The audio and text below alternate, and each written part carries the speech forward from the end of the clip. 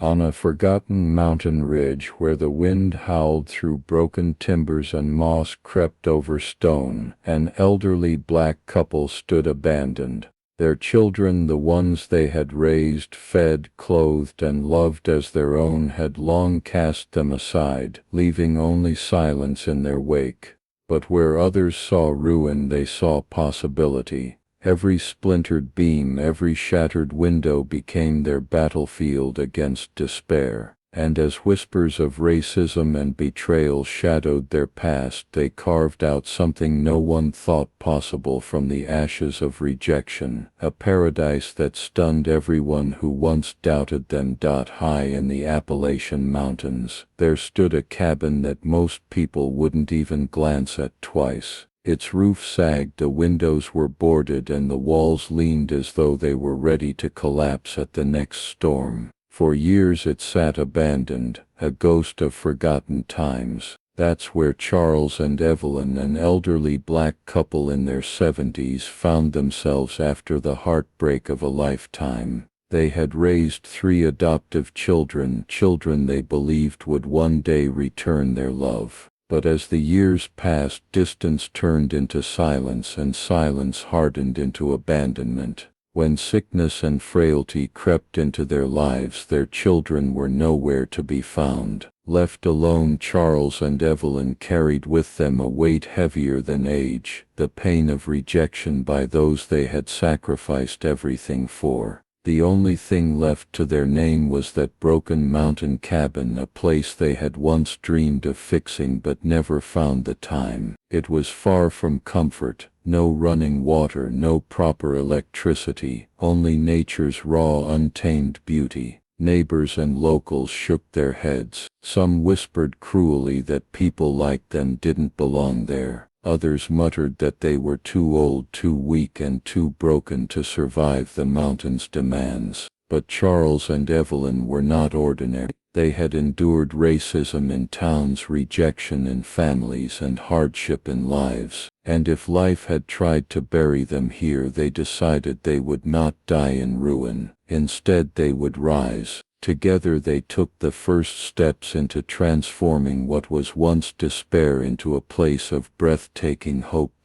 At first, the mountain cabin felt less like a home and more like a punishment. The floors creaked with every step, holes in the roof let the rain pour through, and winters bit through the thin, splintering walls. Charles's knees ached each morning, and Evelyn's hands, worn from decades of cooking, cleaning, and caring for others, stiffened in the cold. Most people would have walked away, but not them. Every day became a battle. Charles patched leaks with scraps of wood he scavenged from the forest, and Evelyn planted seeds in the rocky soil, coaxing life from earth most called barren. They cooked over open flames, gathered rainwater in rusted buckets, and slept huddled together for warmth. To outsiders it seemed pitiful. To them it was survival, and more importantly it was proof that they could not be broken. But their greatest challenge wasn't the cabin itself, it was the way others saw them.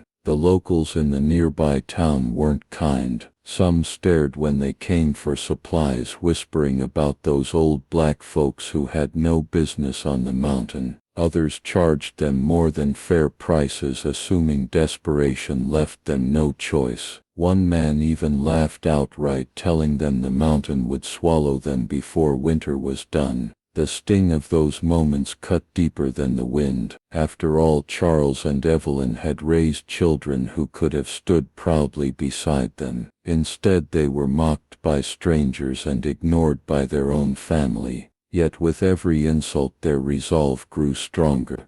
Charles would rise at dawn, chopping fallen trees to rebuild the cabin walls. Evelyn turned broken clay pots into makeshift planters, filling them with bright flowers she'd grown from seed. Slowly the gray ruin began to change. The garden flourished, a patchwork of color against the wilderness. The cabin, once sagging, began to stand straighter under Charles's repairs. Windows opened to let in sunlight. The couple filled the air with laughter again even as their bodies ached with age. Neighbors who once scoffed began to fall silent when they passed by. A few even grew curious, wondering how the impossible was becoming real. The couple who was supposed to fade quietly into obscurity were instead creating something radiant, something that turned rejection into resilience. Still the whispers of racism lingered. Still the pain of abandonment shadowed their triumphs. And as the seasons changed, Charles and Evelyn knew their journey was far from over.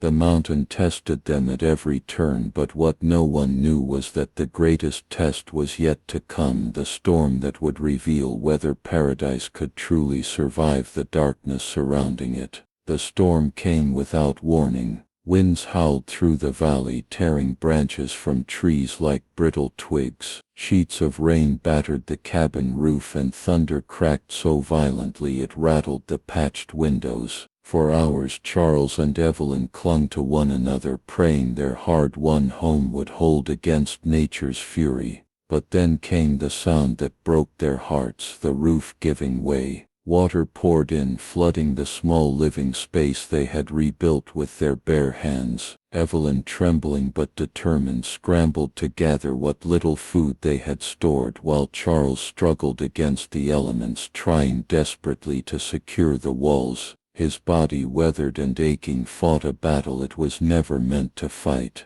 By dawn the storm had passed. The cabin, once their fragile paradise, stood broken again, roof torn open, garden washed away, and years of effort scattered across the mud. Exhausted, Charles sat silently on the porch, his shoulders slumped. Evelyn joined him, her hands still muddy, her face streaked with tears. For the first time the weight of abandonment threatened to crush them. Not just the storm, but the memories of children who never came, voices that never called, arms that never reached out. It was then that Evelyn whispered the question neither dared to speak aloud before: was it all for nothing? Charles looked at her, his eyes clouded with pain yet burning with fire. Slowly he shook his head. No. And in that moment something shifted. Despite the wreckage, despite the cruel indifference of their children, despite the prejudice of strangers, they refused to surrender. Evelyn rose to replant seeds even in soaked soil. Charles began lifting broken beams, his body straining but his spirit unbroken.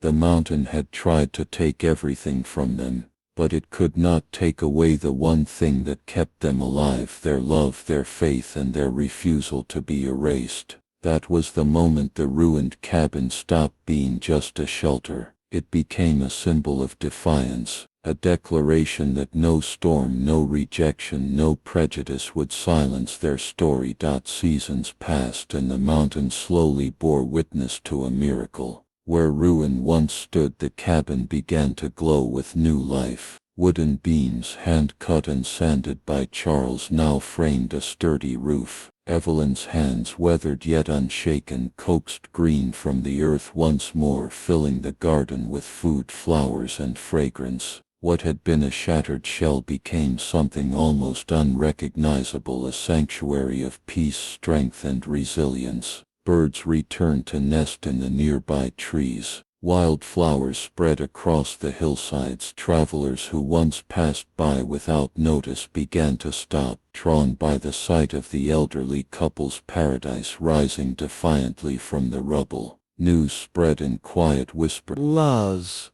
first through hikers, then through locals, and eventually the story reached the very children who had abandoned them. Some came with guilt heavy in their eyes, stepping into the paradise their parents had built, realizing too late what they had thrown away. Others stayed distant, ashamed, unwilling to face the truth. But for Charles and Evelyn the healing had already begun long before any apology. They had learned that love wasn't measured in the words of others, it was written in the sweat on their brows, the soil under their nails, and the joy of building a life together even when the world tried to strip everything away. Neighbors who once looked at them with suspicion now sought their wisdom, humbled by the strength they had witnessed. Young couples visited to learn how to garden. Strangers stopped to hear their story. Some came just to feel the peace that seemed to radiate from the cabin itself. And through it all, Charles and Evelyn never stopped smiling at each other.